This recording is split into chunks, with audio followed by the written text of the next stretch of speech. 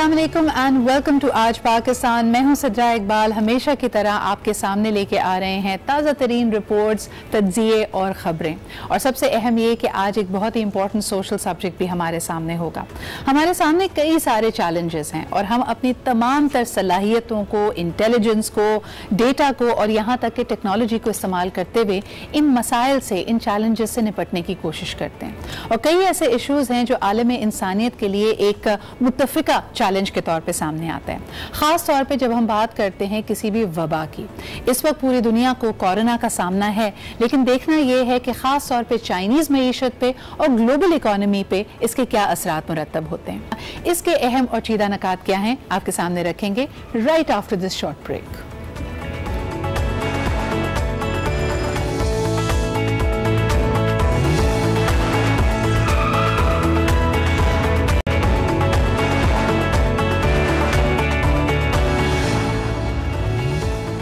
Welcome back after the break. आप देख रहे हैं आज पाकिस्तान। आज एक ऐसी मेडिकल कंडीशन के बारे में बात करेंगे जो कि बहुत वाइडली प्रेवलेंट है, लेकिन शायद इसके बारे में भी हमारी आगाही बहुत कम है।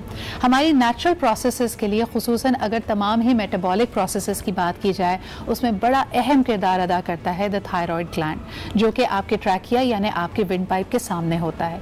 लेकिन इसके बारे में हमारी आगाही बहुत कम है। बहुत सारी ऐसी कंडीशंस जिसको हम शायद अपनी लेथार्जी का नाम दे देते हैं कि हमें सुस्ती हो रही है, वीकनेस हो रही है, जब पता लगाया जाता है वो असल में आपके थायराइड का मसला होता है। थायराइड ग्लैंड से प्रोड्यूस होने वाले हार्मोन्स दो तरह से मसला क्रिएट कर सकते हैं। या तो अगर आपका थायराइड ग्लैंड हाइपर एक्टिव है, यानी ज़रूरत से ज़्यादा ये हार्मोन्स बना रहा है और बॉडी में सिक्रीट कर रहा है, और दूसरी सूरत जब ये ज़रूरत से कम हार्मोन्स बना रहा है। दोनों ही तशवीश का बायस हैं, लेकिन दोनों को ही उसका ट्रीटमेंट कराना, उसको चेकअप कराना बहुत अहम है। आज इसी हवाले से बात करने के लिए हमारे साथ मौजूद हैं डॉक्टर उज़मा हमीद। अस्सलाम वालेकुम Uzma. Thank you so much for making time.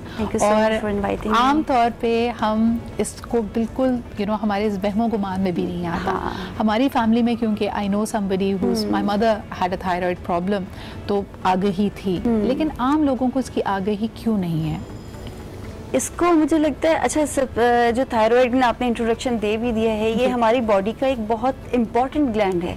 इसको लोगों को अपनी ज़िंदगी में अहमियत देना चाहिए, क्योंकि ये सिर्फ हमारी बॉडी के तकरीबन हर सेल पे इसका इफेक्ट होता है। ठीक है, इसमें स्पेशली बच्चों की अगर बात करें तो बच्चों की ब्रेन डेवलपमेंट में बहुत इसका अहम किरदार है। ठीक है, उनकी ग्रोथ में इवन हमारा हर cell is influenced by the activity of the thyroid gland. सही।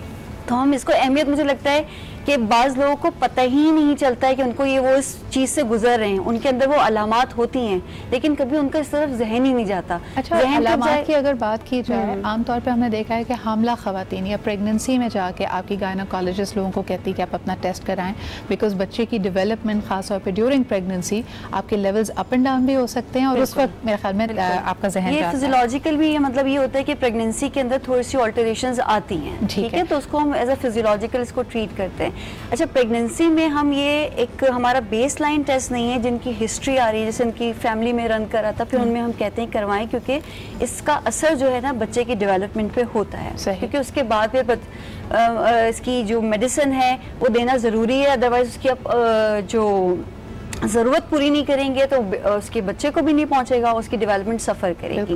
और थोड़ा सा लोगों की आगाही के लिए बता दें कि हाइपोथायरॉयडिज्म या थायराइड प्रॉब्लम्स की वजह से होने वाले एक तरह से सिस्ट या ग्लैंड्स अगर बन जाते हैं, तो हो सकता है कि वो बहुत ही हार्मलेस किस्म के गोइटर ग्लैंड्स हों, या फिर वो फुल ब्लोन कैंसर में भी तब्दील हो सकते हैं। तो let's take them one by one उज़मा।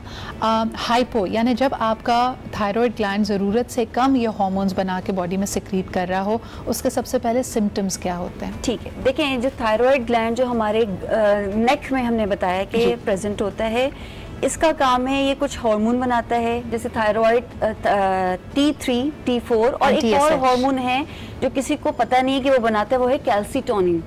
ठीक है, उसका रिलेशन है। और कैल्सीटोनिन का काम क्या है कि वो कैल्शियम की एब्जॉर्प्शन कराता है, यानी कि हमारी बोन्स स्ट्रॉन्ग बनाएगा। ठीक है, दूसरा जो TSH की बात करें, TSH एक और ग्लैंड है जो हमारे दिमाग के अंदर होता है, बेस ऑफ द ब्रेन में, वो वहां से रिलीज करता है। वो वहां से रिलीज होगा, वो इफेक्ट करेगा थायराइड ग्लैंड पे, और थायराइड ग्लैंड जो स्टिमुलेट होगा, देन वहां से वो रिलीज कराएगा ये हार्मोन्स। इन अदर वर्ड्स ये आपस में अल्लाह ताला ने बड़ा जबरदस्त कम्युनिकेशन, बिल्कुल एक मवासलाती निजाम आपकी बॉडी में मौजूद है। बिल्कुल सही। अब ये अगर ग्लैंड हमारा अंडर एक्टिव है, ठीक है, यानी कि हाइपो जिसको हम कहते हैं, हाइपोथायराइडिज्म। अब अमूमन इसकी अलामात क्या होती हैं? लोगों को फील होता है कि बहुत ज़्यादा हम नींद आ रही है, जो कंप्लेन आ रही है ना, थके थके हैं, जॉइंट्स में पेन है।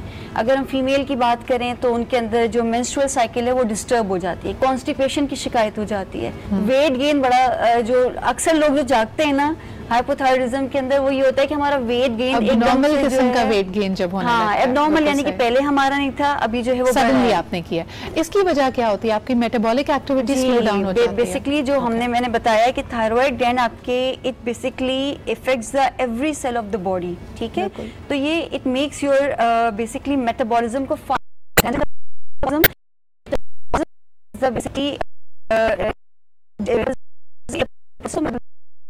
basically we derive the energy from the food, यानी the ability to digest and absorb the nutrients। उसको हमने उसको एनर्जी को ड्राइव किया है। अब क्या है कि जब वो स्लो डाउन होगा, तो अब हम खा रहे हैं, उसकी मेटाबॉलिज्म नहीं हो रही है, तो it accumulates in our body and you're still feeling lethargic, आपकी एनर्जी फिर भी एनर्जी वो कम है, ठीक है। उसके बाद अगर हम कोलेस्ट्रॉल लेवल इंक्रीज होगा, तो हम क्या करते हैं, उसमें हमारा वेट गेन स्टार्ट हो जाता है, क्योंकि हमारा मेटाबॉलिज्म स्लो है, हमारी जो कैलोरीज का बर्न होना चाहिए एक्चुअल वो हो नहीं रहा है। सही। तो ये कॉमन कंप्लेन है हाइपोथायराइडिज्म। अच्छा, I have a related question जो कि आम तासुर दिया जाता है, अगर आपका कोई भी थायराइड का मसला है, does it in turn also mean कि आप ग्लूटेन इंटॉलरेंट हो जाते हैं? क्योंकि आम तौर पे जो पहली एडवाइस लोगों को दी जाती है, क्योंकि आपका मेटाबॉलिक सिस्टम स्लो है, लेथार्जी भी है, तो आप वीट बेस्ड चीज़ें या ग्लूटेन वाली चीज़ें खाना ख़त्म कर दें। ये कुछ हेल्प करता है? नहीं, ये इस तरह का नहीं, इसमें इससे इसका रिलेशन इससे नहीं है, ठीक है। ये मतलब ये मिथ है,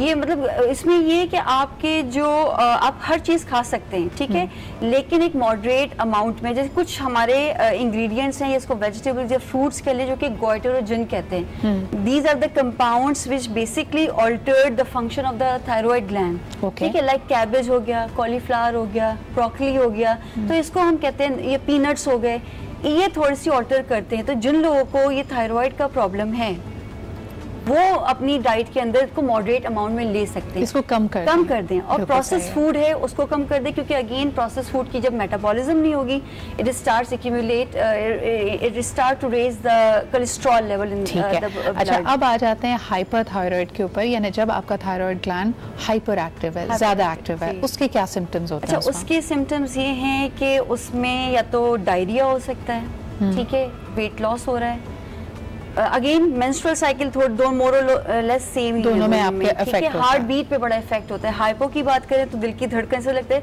लोग कंप्लेन करते हैं हमें जो है वो घबराहट हो रही है, या दिल डूब रहा है अगर हम उसको कहें, और इसके अंदर दिल की धड़कन तेज तेज ऐसा लगता है, घबराहट हो रही है, या ब्लड प्रेशर का हाइपरटेंसिव भी लोग हो जाते हैं, ठीक है। तो और इसके अलावा एक अगर बहुत ज्यादा अगर सीरियस उस पर चले जाए, तो एक आंखों की भी हम बीमारी कहते हैं, इसमें लगता है आंखें उभरी हुई हो गई, एक्सॉफ्थैल्मस जिसको हम कहते हैं, ठीक है, तो उसमें वो आंखें उभरी हुई हो जाती है। तो मतलब ये डिफरेंट कैटेगरी, ये सिवियरिटी ऑफ द डिजीज है कि किस उस पे हमने उसको डायग्नोज कर लिया, इसमें डायग्नोसिस बहुत मैटर।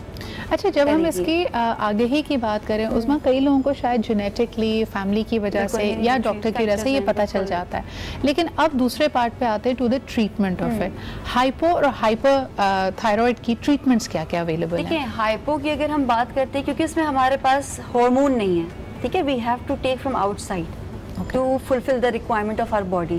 तो हमने अपनी डाइट को भी बेहतर करना है, ये नहीं कि हम सिर्फ डाइट पे ही डिपेंड कर जाएं, कि जैसे फॉर एग्जांपल सी फूड्स हो गए, डेयरी प्रोडक्ट्स हो गए, एग हो गए, दालें हो गई, इनके अंदर आयोडीन एक वाफिर मिकदार में पाया जाता है, ठीक है। वैसे मैं आपसे ये भी जानना चाहूँगी कि how prevalent is it in Pakistan, क्योंकि मुझे याद है हमारे बचपन में, अगर किसी को भी 90s की दिहाई याद हो, बाकायदा पब्लिक हेल्थ कैंपेन्स चलती थी, जिसमें आयोडीन मिला नमक की कैंपेन थी, because it was so so prevalent, क्या अभी भी यही सूरत? अभी तो मुझे लगता है कि हर फैमिली के अंदर ये हर यूज होने लग गया है, जब से वो अवेयरनेस थी अब हर फैमिली के अंदर ये यूज करते हैं। इसीलिए तो हाइपो को हमने कंट्रोल कर दिया, कंट्रोल करना है अलॉन्ग विद द मेडिकेशन। ये नहीं कि सिर्फ हमने सिर्फ आयोडाइज सॉल्ट ले लिया और फिर हमने कहा मेडिकेशन नहीं, हमें life throughout the life हमें we have to take the medicine, और उसको फिर आप ऑल्टर करते रहते हैं, ऑल्टर करते हैं। एवरी 6 या 3 मंथ्स के बाद हम कहते हैं टेस्ट करवाएं जी। अगर हमें लग रहा है कि रेंज में चल रहा है तो हम एडजस्ट कर लेंगे डोज, अगर कहीं पे जहाँ पे हमें लगता है कि लेवल डाउन हुआ है तो हम डोज एडजस्ट। तो बड़ी कॉमन सेंसिकल सी बात है, अगर आपका gland,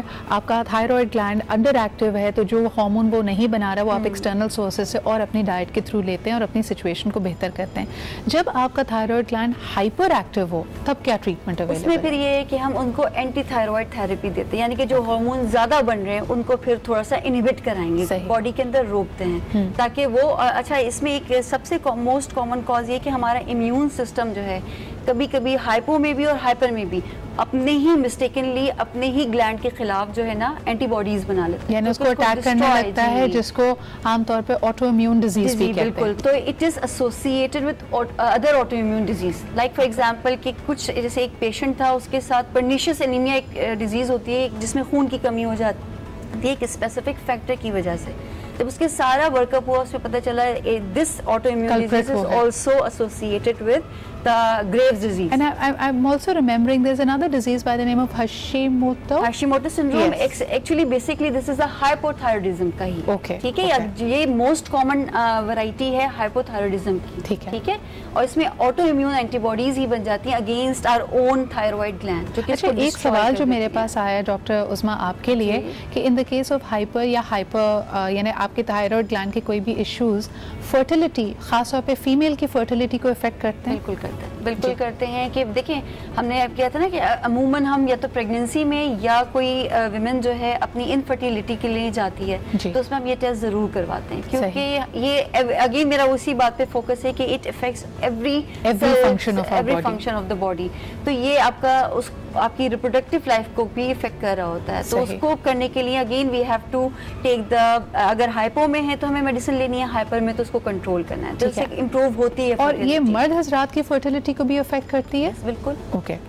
It has the same effect on both the sexes. अच्छा, और खास तौर पे बच्चों को अगर आप कभी उनको देख रहे हैं कि वीकनेस है या यही सिम्टम्स जो डॉक्टर उस्मा ने कहा, हाइपो के केस में उनका वजन तेजी से बढ़ रहा है, फटीग्ड हैं, थकन ज़्यादा महसूस कर रहे हैं, on the other hand hyper के केस में अगर वजन तेजी से गिर रहा है, हम बच्चों के भी थायराइड प्रोफाइल करवाते हैं, स्पेशली अगर जिनकी फैमिली में कोई हिस्ट्री है, जिनकी मदर को ये नोन केस थी कि इनके अंदर हाइपो या हाइपर का था। अच्छा, दूसरा ये कि बच्चों के अंदर पुअर कॉन्सेंट्रेशन भी है इन द क्लास। हाँ, अगर बच्चा फोकस नहीं कर पा रहा, मतलब आप अटेंटिव नहीं है, टीचर आपको मीटिंग्स होती है उसमें कंप्लेन करेगी कि मतलब वो कोशिश भी कर रहा है लेकिन वो कर नहीं पा रहा होगा, क्योंकि उसके जो ब्रेन सेल्स हैं वो उतने ज्यादा अटेंटिव नहीं हो पा रहे, डिसओरिएंटेड है क्योंकि वो लेथार्जिक हो रहा है, टायर्ड हो रहा है, तो ये पुअर कंसंट्रेशन का भी एक फैक्टर है कि जो बच्चों के absolutely. So once again reiterating, जैसे कि डॉक्टर उस्मा ने कहा कि आपके बॉडी के हर फंक्शन को, हर एरिया को, हर मेटाबॉलिक प्रोसेस को इफेक्ट करता है आपका थायराइड ग्लैंड, तो कई दफ़ा अपनी सुस्ती को या किसी और रीज़न को ना बना लें। इनफैक्ट अगर आप ज़्यादा स्ट्रेस में रहते हैं, एंजाइटी एंड डिप्रेशन आपके थायराइड ग्लैंड की प्रोडक्शन को भी इफेक्ट करती है। तो thank you so much doctor Usma for being here. WHO ने इस चीज़ को कर भी दिया है कि आप जब बेबी बॉर्न हो तो हम हर बेबी का करवाते हैं। बिल्कुल, न्यू बॉर्न्स की भी आपको कलेक्ट करना चाहिए, उसी में ही सबसे ज़्यादा ब्रेन डेवलपमेंट इस पर डिपेंड करिए। अगर जहाँ पे इस तरह की थायराइड हाइपो में बच्चा स्पेशली हाइपो में होगा तो क्या होगा, उसकी ब्रेन डेवलपमेंट इतनी प्रॉपर नहीं होगी। You taking me back to the same campaign, जब ये 90 की दहाई में कैंपेन चली थी तो हमला माँ के लिए तो कहते ही थे कि उसकी क्वालिटी ऑफ लाइफ, उसकी ज़िंदगी बेहतर होगी, लेकिन उसके थ्रू पैदा होने वाले बच्चे में भी बहुत ज़्यादा चांसेस होते हैं हाइपो थायराइड के, तो उसी वक्त उसको चेक करना, उसकी इंटरवेंशन करना बहुत ज़रूरी है। बहुत बहुत शुक्रिया doctor Usma for being here. This was a very important message that you gave out, और इंशाल्लाह ताला इसको फॉलो अप भी करेंगे। अभी लेते हैं एक छोटा सा break, we'll be right back.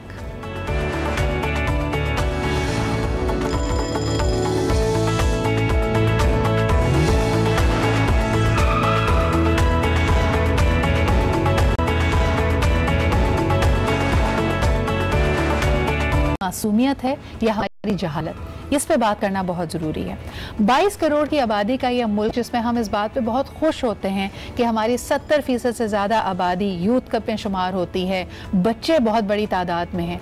2 crore उस उम्र के बच्चे जिनको स्कूलों में होना चाहिए वो स्कूल्स नहीं जाते। अगर वो किसी भी सिस्टम में जाते हैं तो आप ये देखिए कि घर, मोहल्ला, स्कूल, ये मोहल्ला उनके लिए सेफ नहीं रहा है। और इसमें कोताही किसकी है? जितने केसेस हमारे सामने आते हैं बच्चों की ज्यादती के, हरासा करने के, वो बच्चे अपने घरों से कोसों दूर नहीं थे, बल्कि उसी रास्ते पे चल रहे थे, चाहे वो सैकड़ों दफ़ा जिस रास्ते से गुजरे होंगे। उसी ट्यूशन पढ़ने जा रहे थे, उसी मदरसे में जा रहे थे जो उनकी रोज़ का मामूल था। फिर यही रोज़मर्रा की सूरत हाल उनके लिए गैर महफूज कैसे हो जाती है, इस पर हम बात करेंगे। आप भी हमें कॉल कीजिए, नंबर्स आपकी स्क्रीन पे हैं। ज़बरदस्त पैनल मेरे साथ मौजूद है जो माशरे की हर अदा पे, हर बुराई पे और हर अच्छी बात पे भी नज़र रखे हुए है। तो किस तरह हम अपनी इस्लाह कर सकते हैं, इनसे जानते हैं। आज सबसे पहले हमारे साथ मौजूद हैं आलिया भाभी, आलिया सारिम। अस्सलाम वालेकुम, बहुत बहुत शुक्रिया। माहिर नफ्सियात और जनरल फिजिशियन हैं डॉक्टर वजाहत हमारे साथ मौजूद हैं। Thank you very much for being here. And last but definitely not the least, motivational speaker भी हैं, लाइफ कोच भी हैं, जहां आरा Khan. Thank you Jahan Ara for being here. Thank you so much. सबसे पहले अगर आलिया भाभी गुफ्तगू का आगाज़ आपसे करूं, I don't want to pass the blame, लेकिन मैं हमेशा जानना चाहती हूँ कि एक कमसिन बच्चा 5 साल का, 6 साल का, उसके प्राइमरी केयर गिवर्स उसके वालिदैन होते हैं। वालिदैन क्यों अपने बच्चे को निगलेक्ट कर रहे होते हैं या ऐसी सर्कमस्टांसेस में छोड़ के जाते हैं जहाँ उसके साथ ज़्यादती का अंदेशा हो? इस तरह हमने अपनी सोसाइटी को बहुत कंफ्यूज कर दिया है। कोई एक लॉ पास होता है और वो 2-3 ग्रुप्स बन जाते हैं, कोई फेवर करता है, कोई अगेंस्ट करता है। एक बात तो आपने बिल्कुल वजाहत के साथ कह दी कि वो जो हैंग करने का और पब्लिक प्लेस पे उस पर उन्होंने एक अपोजिशन भी स्टार्ट हो गया कि क्यों, जो कि मुझे पर्सनली लगता है कि करना चाहिए। अगर किसी ने जितनी शिद्दत का गुनाह हो उतनी शिद्दत की सज़ा होनी चाहिए। और बर्बरियत ये नहीं है कि उसको हैंग किया जाए सरेआम, बल्कि बर्बरियत ये है कि जो आपने कहा कि घर के बाहर से बच्चा छीन लिया गया, माँ की गोद से बच्चा निकाल लिया गया। इसके साथ साथ अब एक दूसरी बहस भी हमारे पास छिड़ी हुई है जो सोशल मीडिया पे हम देख रहे हैं कि क्या 18 साल की बच्चियों की शादी हो जानी चाहिए। गो के कानूनन उनको बिल्कुल इख्तियार है, और मजहबन तो अगर वो 12-13 साल का भी कोई मसला नहीं है, जैसे ही बालिग हो जाएं वो कर सकते हैं। लेकिन जिस टॉपिक पर हम आ रहे हैं उस टॉपिक पर आने से पहले इन चीज़ों को देखना पड़ेगा कि वो माँ जिसको आप जाहिर शादी होकर 1 साल के अंदर वो साहिब औलाद हो जाती है, क्या वो इतनी तरबियत याफ्ता है, क्या वो इतनी मैच्योर है, क्या उसमें वो सलाहियतें हैं कि वो सारी चीज़ें संभाल सकेगी। शादी को और निकाह को लोग बहुत ज़्यादा हाईलाइट करते हैं। निकाह बहुत खूबसूरत एक बंधन है, लेकिन निकाह के बाद जो उसकी जिम्मेदारियां हैं वो निकाह से ज़्यादा ज़रूरी हैं और निकाह से पहले सोचने की हैं। एक मासूम बच्ची अगर वो 12-13 साल में माँ बनती है और उसके बाद उसकी औलाद है, क्या, और एक और बात कि जो इस उम्र में माँ बनती है वो हर साल माँ बनती है। जिन घरों की हम बात कर रहे हैं उनमें बहुत सारे घर ऐसे भी हैं जिनकी रिपोर्टिंग भी नहीं होती, जिनका कहीं कोई अदाद शुमार भी नहीं होता, क्योंकि वो छोटे छोटे घरों में, क्योंकि एक चीज और चल पड़ी सोशल हमारी बहुत बुरी कि ज्वाइंट फैमिली तोड़कर और छोड़कर लोगों ने अपने अपने घर बना लिए। अब एक ऐसा घर है जहां एक बच्ची है, वो हर साल एक नई औलाद को दुनिया में लाती है, अपने मसलों में, अपनी जिस्मानी अजियत में पड़ी हुई है, उसकी अपनी सेहत सही नहीं। अब वो उस बच्चे को संभालेगी जो बाहर निकल रहा है, या उस बच्चे को संभालेगी जो जिसको वो पनप रहा है उसकी अपनी कोख में, या वो अपने शौहर को और अपनी सारी चीजों को देखेगी।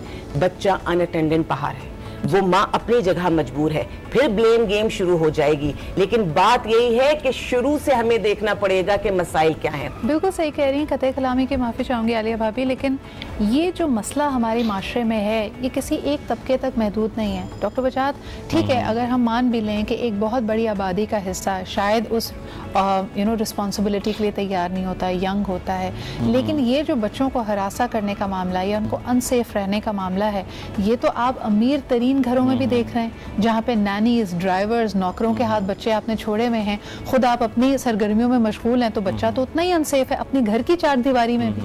देखिए, जिस तरह आप ज्वेलरी को संभाल के रखते हैं, अपने उन कीमती चीज़ों को संभाल के रखते हैं, क्यों रखते हैं? क्योंकि आपको चोर का डर होता है, चाहे वो छोटा घर हो चाहे वो बड़ा घर हो, चोर तो हर जगह होता है। जब आपको ये अंदाज़ा होता है कि चोर हर जगह है, तो आप उसकी वजह से अपनी चीज़ों का ख्याल करते हैं। हमें पता है, हम कहते रहे गुज़श्ता ज़ैनब केस के बाद से कि पीडोफीलिया एक ऐसी बीमारी है जिसके अंदर लोगों का जो सारा का सारा कॉन्सेंट्रेशन है वो बच्चे के साथ रेप करना या हिरासा करना है। और ये झोपड़ी में भी लोग मिलेंगे और कोठियों में भी लोग मिलेंगे। और मीडियोकर फैमिलीज में भी लोग मिलेंगे। एक बात, हर जगह मिलेंगे, तो वही वाली बात है कि जब हर जगह चोर है तो सामान को आपने खुद हिफाजत करना है। सबसे अहम ये कि आमतौर पे आप ये देखें जो बहुत सबसे क्लोजेस्ट होता है वही रिसर्च के मुताबिक, छोड़ के नहीं मानेगा। रिसर्च के मुताबिक अगर कोई किडनैप करता है तो उसमें करीबी लोग सहूलतकार होते हैं, ठीक है, और अगवा करने वाला कोई और होता है। लेकिन ये उससे भी ज्यादा वर्स्ट है।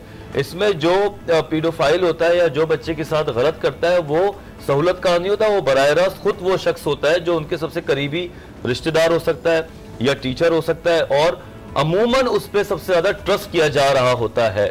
वो इतना ट्रस्ट किया जाता है, ये तो हमारे अपने हैं, ये चाचू हैं, ये तो चाचू है, मैं हाँ जी, कोई भी रहा तो सारे चाचू बहुत अच्छे होते हैं, लेकिन एक अगर उसके अंदर नफ्सियाती हैजान पाया जाता है, साइकोलॉजिकल एक डिसऑर्डर है उसको, तो हमें उसको अगर नहीं पहचानेंगे तो वो तो किसी हद तक भी जा सकता है। अच्छा, लेकिन ये पहचान बड़ी इंपॉर्टेंट है doctor Wajahat, and I want to make use of your presence over here. मुझे बताएं कि अगर पीडोफिलिया इतना ज़्यादा प्रेवलेंट है और हमारे इर्द गिर्द ही हैं ये काली भेड़ें, तो हम इनको पहचाने कैसे? यानी बज़ाहिर तो ये बिल्कुल नॉर्मल होंगे, आपसे सलाम दुआ भी कर रहे होंगे, बड़े सलीके वाले भी होंगे, हाउ डू वी आइडेंटिफाई? एक चीज़ और ऐड कर दीजिएगा कि जो ये होते हैं, हमारे पास बहुत सारी माएँ कहती हैं कि लड़के को कोई प्रॉब्लम है, इसकी शादी कर दो।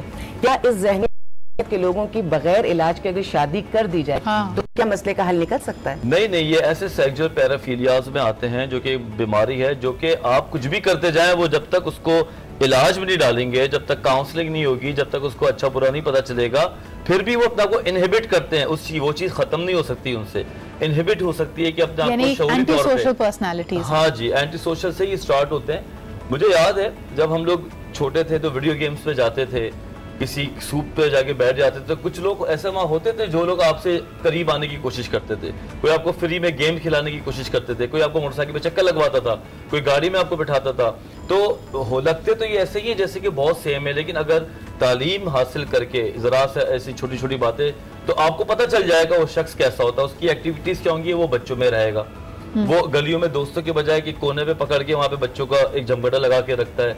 ज्यादा से ज्यादा वो बच्चों के साथ ऐसा कोशिश करेगा कि उसके साथ बैड टच की तरफ जा रहा हो। एक यानी वो फिजिकल टच एक आपको बड़ा ऑब्वियस नजर आएगा, वो बड़ा ऑब्वियस फिजिकल टच होता है, जो कि बैड टच होता है। उसमें टांग पे बिठाना हो गया, या बच्चे को दबा के गले लगाना हो गया, या उसको अकेले ले जाने की कोशिश हो गई।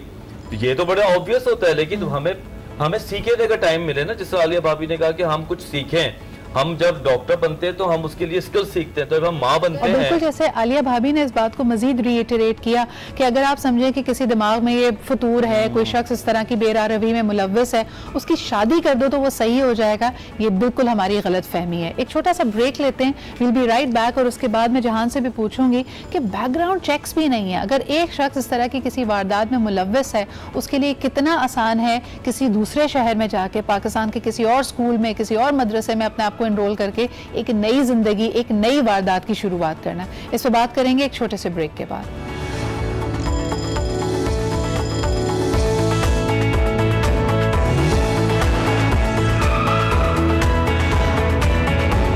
लेकिन उनके तहफ़्फ़ुज़ को कहाँ कहाँ हम सेकेंडरी कर रहे हैं, खुद ला इल्म है।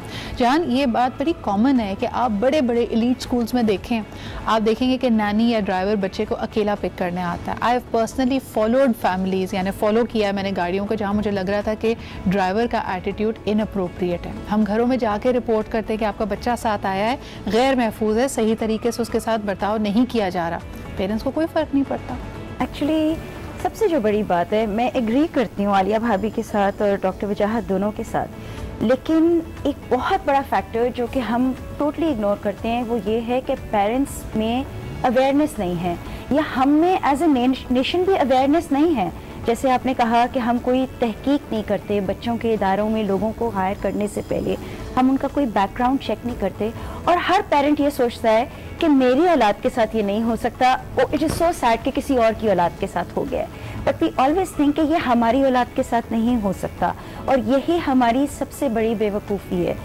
आवर चिल्ड्रन और our assets and our responsibility, जैसे डॉक्टर वजाहत ने कहा, जिस तरह हम अपनी ज्वेलरी की हिफाजत करते हैं वैसे हम अपने बच्चों की नहीं करते हैं। कितना कन्वीनियंट है हमारे लिए कह देना, मैं खाना बना रही हूँ आप चले जाओ अपनी ट्यूशन के ऊपर, या मैं खाना बना रही हूँ आप जाओ जाके मुझे सामने से दही ला दो, या अगर आप खुद घर से जा रहे हो और बच्चों को आपने पीछे घर पे छोड़ा है, तो आप उनको ये बताए बगैर जा रहे हो कि मैं आ रही हूँ 15 मिनट में या 20 मिनट में दही लेके, आपने दरवाजा नहीं खोलना, जो भी आएगा आपने उसको कहना है कि जी मैं दरवाजा नहीं खोल सकता, चाहे वो कोई भी हो। सबसे बड़ी बात, हम अपने बच्चों की बातों को इग्नोर करते हैं। देखें, बच्चों को मुझे अच्छे से बिल्कुल सही कह रही हैं जान, इसमें एक चीज़ का इजाफा करना चाहूँगी। हम छोटे थे तो बाकायदा तरबियत ये की जाती थी कि अगर दुकान पे कोई चीज़ लेने गए, शुरू में आप बच्चे को जब इंडिपेंडेंस देते हैं, पीछे खड़े होते हैं, ज़्यादा अंदर तक दुकान में नहीं जाना, आप अपने आप को सेफ रखो। लेकिन एक चीज़ मैं आप लोगों से पूछना चाहूँगी, हमारी बहुत बड़ी खाम ख्याली, हमारी गलत फहमी ये होती है, जो डॉक्टर वजाहत की ही मिसाल को आगे लेते हुए, कि बेटियों को हम वाकई ज्वेलरी की तरह संभालते हैं, बेटे का उतना ख्याल नहीं करते। लड़का है 6 साल का हुआ, 5 साल का हुआ, बेटे अली भाभी इस पे जरा बात कीजिए कि बेटा भी तो उतना ही कमसिन है, उतना ही वल्नरेबल है। बिल्कुल है। और बेटे के लिए ज्यादा बड़ा मसला ये है कि एक तो वो बेटा है, हम उसको रोने भी नहीं देंगे, हम उसको खामाखा मजबूत समझते हैं। जब वो छोटा है तो वो उतना ही मासूम है और बेबस है जितनी हमारी बेटी बेबस है। तो हमारी सोसाइटी का जो पहले एक कॉन्सेप्ट हुआ करता था, पहले लड़कों से या उनसे एक तरह सा फासला भी किया जाता था, अब वो चीजें खत्म हो गई। एक जो गुड टच बैड टच की चीजें बताई जाती हैं, देखिए लड़का जो है, अगर वो बच्चा है या कोई भी है, अगर इवन बड़ा भी है, जब उसको जबरदस्ती जिस्मानी तौर पर कैप्चर किया जाता है ना, तो फिर उसकी, मर्द को हम क्यों कहते हैं मर्द है, ताकतवर है ना, लेकिन उसी मर्द को जब कई मिलकर कैप्चर करेंगे, उसको दबोच लेंगे, तो उसमें वो सारी चीजें नहीं काम आती हैं। इसी तरह हम लड़की के लिए हमेशा जो कहते हैं सिनफे नाजुक है, फिजिकली सोच रहे हैं कि फिजिकल, अब वो फिजिकल का कॉन्सेप्ट है ही नहीं। अब जिस तरह चीजें हो रही हैं उसमें सारी चीजें, चाहे मर्द है, औरत है, लड़का है, लड़की है, जो चीज सबसे ज्यादा खतरनाक है उसमें ये जो मोबाइल फोन हमारे पास, चाहे लड़का है या लड़की है, दोनों के हाथों में आ गए हैं, तो दोनों ही इस वक्त बिल्कुल ओपन है। और दूसरा आलिया भाभी, मोबाइल तो फिर सेकेंडरी है। आप ये देखें कि हम जो चीज़ें हमारे लिए, हमारी सेंसिबिलिटीज़ के लिए मुश्किल होनी चाहिए थी, हम उसको कहें कि ये बच्चों के लिए सूटेबल नहीं है, हर गली मोहल्ले में चल रहा है। आप ही के घरों में जब शादियाँ होती हैं, आप बड़े शौक से बच्चे को कहते हैं लेटेस्ट इंडियन गाने पे बेटा परफॉर्म करके दिखाओ। दीज वीडियोस, जो उन गानों के बोल होते हैं, जिस तरह वो फिल्माए जाते हैं, हाइपर सेक्सुअलाइज्ड हैं। आप बच्चे को बच्चा कब रहने देते हैं? डॉक्टर वजाहत, अगर एक 3 साल का 4 साल का बच्चा ये सारा कंटेंट देखकर बड़ा हो रहा है, उसके नन्हे जहन पे पहले ही क्या इंप्रेशन पड़ रहा है? देखिए, बहुत बड़ा क्वेश्चन ये है कि आप उसको कितनी जल्दी सेंसिटिविटी उसकी खत्म करने में लग गए।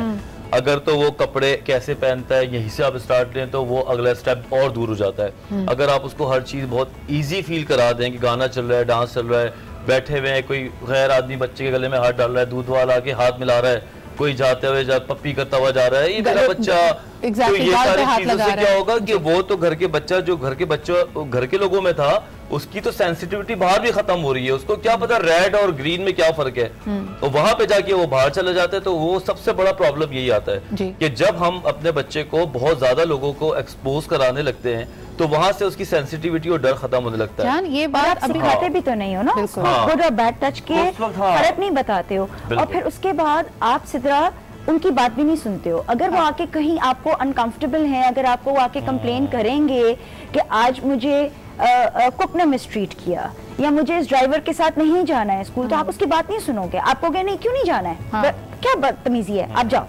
You know, you are not going to listen to the child कि वो बच्चा या बच्ची क्या कह रहा है, कि प्रॉब्लम तो जीरो ही नहीं कर रहा। ये चीज भी क्लियर करूं जो मैं अभी कह रही थी कि देखो, जब जबरदस्ती उठा के लेके जा रहे होते हैं ना, गुड टच बैड टच भी एक सिविलाइज नेशन में बहुत जगह पे काम आता है, हमारे यहाँ भी काम आता है, लेकिन हमारे यहाँ जब तक हम उनको सजाओं पर भी नहीं लेके आएंगे, क्योंकि कई जगहों पर जबरदस्ती उठा के लेके जाया जाता है, उस वक्त चाहे वो लड़का है या लड़की है, उसमें वो ताकत सलाहियत नहीं है। वहां पर हुकूमत को सारे काम करने की जरूरत है कि इतनी सख्त तरीन सजा दी जाए कि हम एटलीस्ट इस सिविलाइज्ड नेशन की तरफ तो थोड़ा सा हम आए कि गुड टच बैड टच से अपने बच्चों को बचा सके। ये जो हल्के फुल्के क्राइम करने वाले लोग हैं ना, उनसे तो हम इन्हें बचा लेते हैं। एक तो एक्सट्रीम सिचुएशन ये है कि खुदा ना खासा, अल्लाह ना करे, किसी भी वालिदैन के सामने ये सिचुएशन आए कि उनके बच्चों को किडनैप कर लिया गया, उनको हरासा किया गया, उनके साथ ज्यादती की गई है। यहाँ पे अगर आपको याद हो, अभी रिसेंटली जो लड़का लड़की वॉक कर रहे थे क्लिफ्टन साइड पे, जो सी साइड पे, वहां जिस तरह से उसको उठाकर लेकर गए, उसके बाद वो सारा सीन खत्म हो गया, बहुत हाइप मिली, हमने देखा वो छोटे बच्चे भी नहीं थे, कुछ नहीं थे,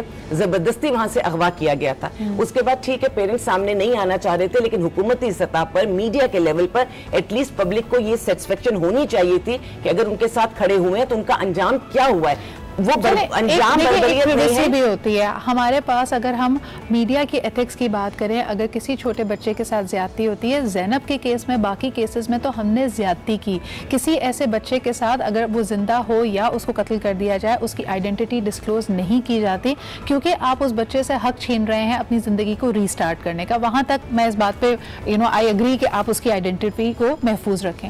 लेकिन जिस पॉइंट पे मैं आना चाह रही थी जहान, कि हरासा करना ये तो बड़ा एक्सट्रीम लेवल है, अल्लाह ना करे हम में से कोई फेस करें, लेकिन जिन चीज़ों से हम ला इल्म हैं, हम किस किस्म का माहौल within the household दे रहे हैं। यानी अंदर हमने कई चीज़ों को बड़ा ओके कर दिया है। अगर फिल्म पे कोई भी टीवी पे गाना चल रहा है, बच्चा उसको देख रहा है, उसके बोल रिपीट कर रहा है, अब हम इस बात पे चौंकते भी नहीं है, उसको रोकते भी नहीं है, टोकते भी नहीं है। एक्चुअली बात यह है कि इतना मीडिया का एक इन्फ्लक्स है कि अगर आप कोशिश भी करो तो आप नहीं रोक सकते हो। ठीक है, आप टीवी के जिन चैनल्स को अगर आप अपने बच्चे को कहोगे आप ये चैनल्स नहीं देख सकते, तो जैसे ही आप इधर रहोगे सबसे पहले वो चैनल देखेगा। टाइम्स हैव चेंज्ड, पेरेंटिंग के रूल्स को भी साथ साथ चेंज होना है और इवॉल्व होना है। What you have to do is that you have to sit with your kids and you need to tell them this is not right, this is right, क्योंकि एक्सपोजर को आप नहीं रोक सकते हो। आपने 10 साल के बच्चों के, सारे 10 साल के बच्चों के हाथ में टेलीफोन्स हैं। एक कॉलर हमारे साथ है, उनसे बात करते हैं। हेलो, अस्सलाम वालेकुम। जी वालेकुम अस्सलाम। जी, कौन सा, आप कहाँ से बात कर रहे हैं? राशिद मलिक बोल रहा हूँ। जी राशिद साहब, क्या कहेंगे? अच्छा, मुझे थोड़ी 2-3 चीजें हैं, मैं ये बताना चाहूँगा कि जैसे बच्चों को हम जैसे अब चाहते हैं कि जी हम अवेयर करें, उनको कहें कि जी वो खुद नोटिस लें ऐसी चीजों का। बच्चे अभी मेंटली प्रिपेयर नहीं होंगे, वो अभी इतने मैच्योर नहीं होते। एक्चुअली बच्चों को हमें एक सर्कल में रखना चाहिए जिसके अंदर वो आजाद हो। उस सर्कल को हमने प्रोटेक्ट करना है कि कहाँ कहाँ इन पे पाबंदियां लगानी है। मतलब अगर वो किसी आया के पास है या ड्राइवर के साथ है, तो हमें ये नहीं पूछना कि उसने तुम्हारे साथ क्या किया। पेरेंट्स सिर्फ गार्डियन नहीं है, पेरेंट्स है। पेरेंट्स होना बहुत बड़ी बात है। हमें अपने बच्चों के एटीट्यूड को देखना है कि इनका ड्राइवर के साथ क्या एटीट्यूड है।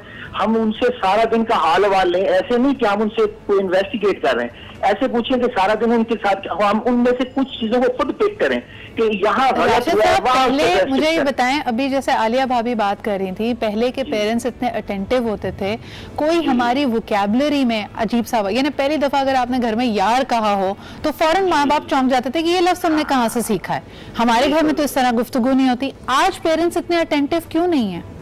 वो थोड़ा सा नेग्लेक्ट कर रहे हैं, जिसका नुकसान आ रहा है ना कि हमारा जो बच्चा ग्रो कर रहा है उसके रिफ्लेक्ट ऐसे हो रही हैं चीजें कि हमें। अच्छा, एक बात हमारे वालिद साहब बताया करते थे, बचपन की बात है, जवाल हक के दौर होता था कि कसूर, देखिए ज़ैनब का केस हुआ, उसका क्या ये कसूर है कि वो कसूर में रहती है? नहीं, कसूर में ही एक वाकया हुआ था। ये मैं 80s की अर्ली बात कर रहा हूँ।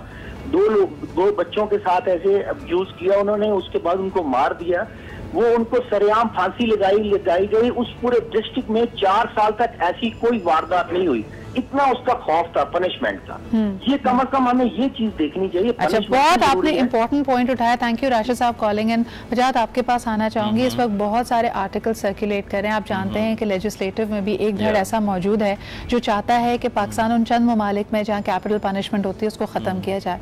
साइकोलॉजिकली मुझे बताइए, मैंने कुछ आर्टिकल्स मेरी नज़र से गुजरे, उन्होंने कहा capital punishments, extreme punitive measures आपको रोकने में या उस जुर्म से आपको एक तरह से दूर करने में कारामद नहीं होती। कितनी इफेक्टिव है और नहीं? नहीं, ऐसा कुछ नहीं है। इसको मैं थोड़ा पीछे से लेकर आऊंगा कि जब माँ प्रेग्नेंट होती है तो बच्चा उस औरत की एक्सटेंशन बन जाता है। सही, ठीक है। जब बच्चा पैदा हो जाता है तो 3 साल तक वो बेबी एक्चुअली माँ का एक्सटेंशन है।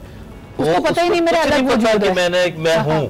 ठीक, 3 साल के बाद वो पहली चीज देखता है जो थर्ड पार्टी होती है, जिसको हम ट्रायोलॉजी कहते हैं, वो बाप होता है। अगर वो बाप देखता है तो 3 से 6 साल तक वो उसको देख के लर्न करता है। अगर उससे अच्छा कुछ लर्न कर गया, बाप इस काबिल हुआ, तो उसने कॉग्निशन उसको बेहतर किया। 7-8 साल के बाद वो बच्चा सोशली लर्न करता है।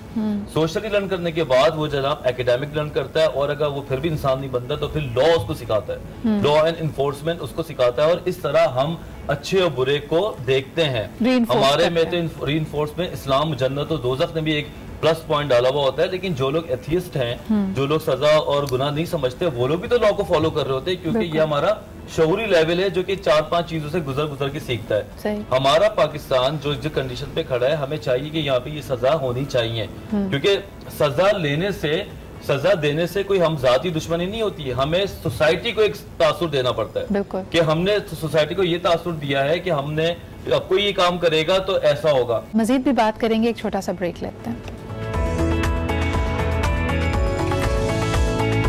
उनसे बात करते हैं। हेलो, अस्सलाम वालेकुम। अस्सलाम वालेकुम जी, कौन साहबा कहाँ से बात कर रही हैं? कुलसुम बात कर रही हूँ मुल्तान से। जी कुलसुम, क्या कहेंगी? अल्लाह का शुक्र, आप ठीक हैं? अल्हम्दुलिल्लाह जी, बिल्कुल ठीक। अच्छा, आज का टॉपिक मैं देख रही थी, बड़ा अच्छा और टची सा है, और ये तकरीबन हर घर की कहानी होती है इसमें, पेरेंट्स और बच्चों के लिए। मैं समझती हूँ कि ये बच्चों के लिए पेरेंट्स का भी उतना ही बल्कि ज्यादा रोल है बनिस्बत बाहर के लोगों से। सही। क्योंकि अगर हम अब खुद अपने घर से जो है ना, क्योंकि नहीं करेंगे, उनको नहीं देंगे, हम स्कूल भेज के या कहीं आप उनको यूनिवर्सिटी कॉलेज में भेज के फ्री हो जाते हैं कि चले अब उनकी जिम्मेदारी। लेकिन छोटे बच्चों के लिए हमें खुद भी उनके लिए वो करना चाहिए कि वो कहाँ जाते हैं, किस तरह, कुछ लेवल पे तो खुद बच्चों को जाके पिक एंड ड्रॉप करना चाहिए। बहुत शुक्रिया कुलसुम। बल्कि आपकी ही बात से एक और सवाल मेरे जहन में आता है डॉक्टर वजाहत, शायद हम इसको ऑफर डिस्कस कर रहे थे। एक लेमन थ्योरी ये समझी जाती है, जो हम बात कर रहे थे खलल की या पीडोफाइल्स की, कि जो खुद बचपन में अब्यूज हुए होते हैं उनकी ज्यादा टेंडेंसी है to become an abuser later on. ये किस हद तक सही है? इसमें तो फिर आप एंटाइटल कर दें उनको, सबको हलाल कर दें कि इनके साथ तो ज्यादती हुई थी, तो आज के बाद ये सारे इस मामले को बस एंटाइटल हो गए। ऐसा नहीं है, ये कुछ घिसी पिटी बातें भी हैं, कुछ लोगों में ये रियलिटी भी है, लेकिन जब आप उन लोगों के साथ बैठते हैं या उनके कॉग्निशन पे बात करते हैं तो ये बहुत इजीली खत्म की जा सकती है। सही। इसकी बेस से पूरी जिंदगी भर आप दूसरे का जिंदगी खाना खराब नहीं कर सकते।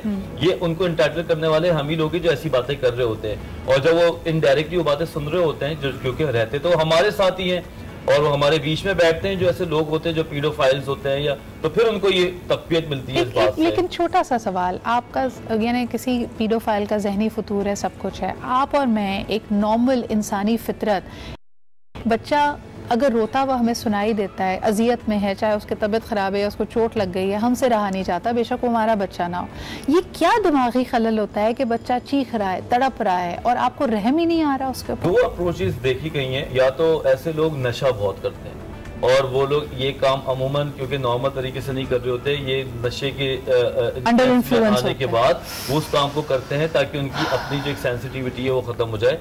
और ये एडिक्ट्स भी होते हैं अमूमन, क्योंकि कुछ चीजें जिंदगी में आप वो नॉर्मल दिमाग के साथ नहीं कर सकते जो नॉर्मल ना हो, ठीक है।